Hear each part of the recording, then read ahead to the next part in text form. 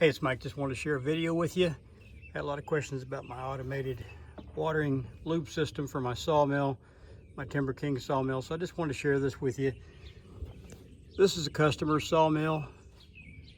So I'm just using it for a demo here to do this video so it really better explains the process here. But so here it is. This is a TK6000. As you can see, you've got your upper bolts on your right side post and you got your lower bolts. I've got these set up pre-drilled to where they go bolt direct right to your top two bolts. Two wires to the solenoid, one goes to a ground. There's the ground. All right, then tuck it in. This other one is your hot wire. It's going to go right up and you'll tuck it right inside this wire loom here. And you will follow that wire loom around. So here's your clutch. This is what you're looking for. So your clutch, here's your two wires that are inside this sleeve coming out of your clutch. Only two wires. We follow it. Here's one going to an engine ground. So that's your ground. So you're going to take this other wire right here. That's going to be your hot wire of those two. That's what you're going to wire the solenoid into. That's what's going to wire right to that. That way when you turn this on, when you turn on the blade switch, this automatically comes on. All right, so here's your water tank. Your hose will come down, go into here. This will go right down to your blade. All right. I've got a cover, and we'll go in the shop here in just a minute and I'll show you the rest of this stuff that comes with this kit. But you've got a good adjustable valve. No more of this plastic stuff that TimberKing has on their stuff. It's nothing against them, but the plastic just don't work. I've broke mine several times. You can't get it adjusted right.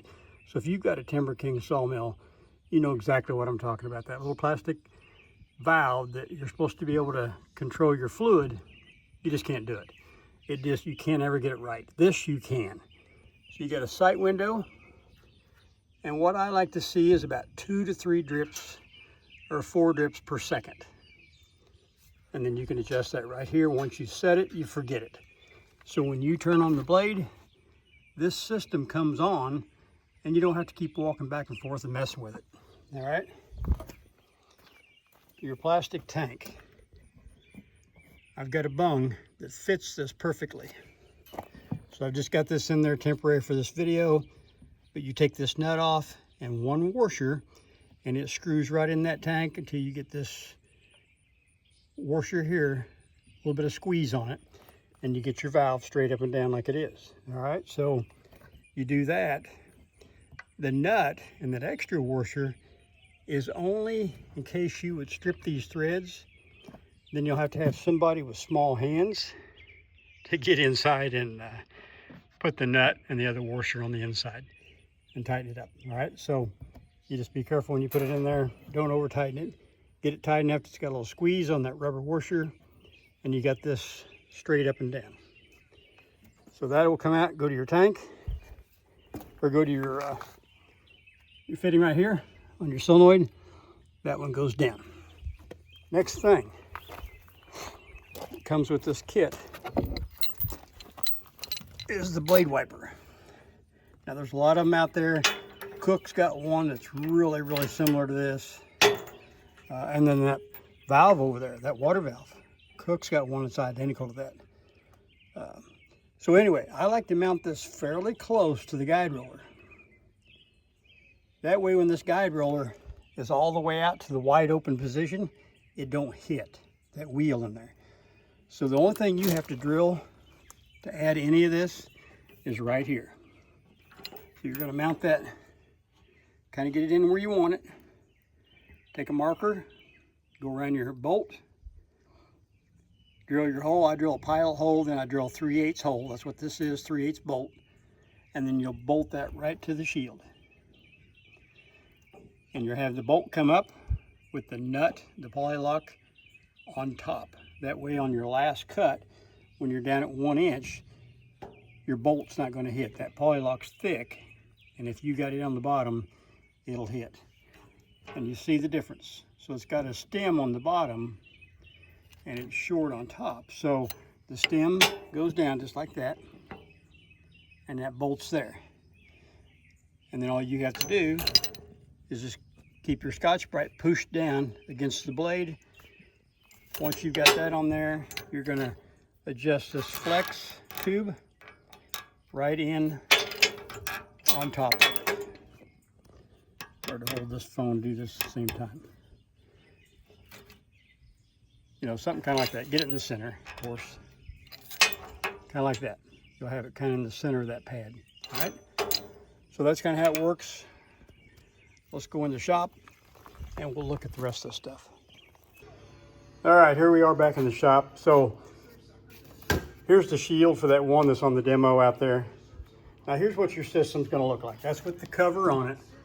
That's what it's going to look like.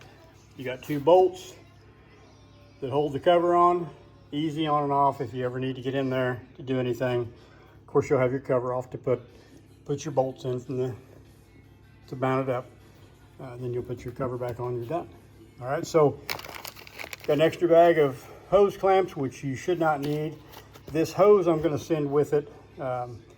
Even the factory hose from TimberKing, they're good hoses. They fit on these barbs really tight. I do not use these hose clamps on my sawmill.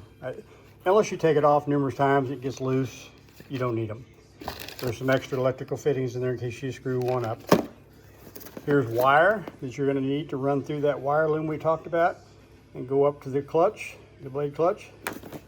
Your wiper, the bolt, and an extra Scotch-Brite pad. So that's what you're going to get. If you got any questions or you're interested in getting one of these for your TimberKing sawmill, I also offer for the 1400s, the 1200s, it's the same block that goes down and bolts, but this top piece is different. Because on the 12s and the 1400s, they go on the other side. They bolt up from the other side from the factory. This, so that's just an add-on piece to your block. So you bolt that, this top piece that I've got my fingers on, it comes off. And then you can twist it and adjust it around to whatever you want, wherever you want your angle, but I offer them as well. So I just need to know if you want one sent, what mill do you have? That's what I need to know, all right? And everything will be ready to go for you. But down the video description, you'll see my website. Go to there, there's a ton more information about these, more pictures on different sawmills, of course, and on mine. And then my contact information will be there. So hope you enjoyed the video. Thanks for watching, and we'll talk soon.